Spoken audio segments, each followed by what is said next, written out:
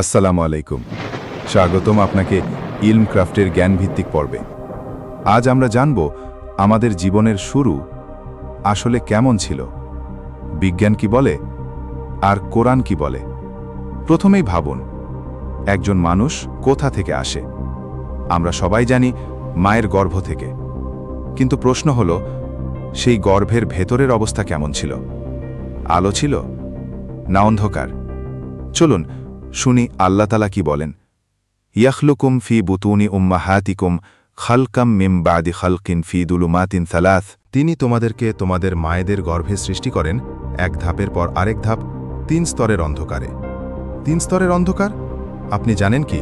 আধুনিক বিজ্ঞান এখন জানে একটি ভ্রূণকে ঘিরে থাকে 3টি লেয়ার।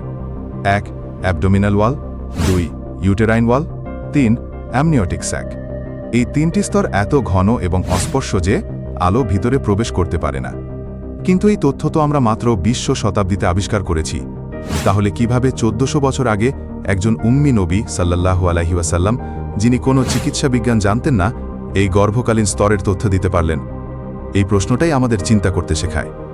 যে কিতাব কুরআন এই রকম নিখুঁত অজানা তথ্য বলছে, তার উৎস কি? মানবরচিত নাকি আল্লাহর পক্ষ থেকে? বিশ্ববিখ্যাত বিজ্ঞানী ডক্টর কিথ মোর, যিনি ভ্রূণতত্ত্বের একজন পায়োনিয়ার, তিনি বলেছি, it is impossible that this knowledge came from a man in the 7th century. Quran শুধু একটি ধর্মগ্রন্থ নয়, এটি মানব জীবনের দিক নির্দেশনা, যেখানে বিজ্ঞান এবং ঈমান একসাথে চলে। বন্ধুরা, এই ছিল ইলম ক্রাফটের আজকের পর্ব। জীবনের শুরু অন্ধকারে। আশা করি আপনি নতুন কিছু জানলেন আর ভাবলেনও। এমনই আরও যুক্তিসঙ্গত ইসলামিক এপিসোড পেতে এখনই সাবস্ক্রাইব করুন ইলম ক্রাফটকে।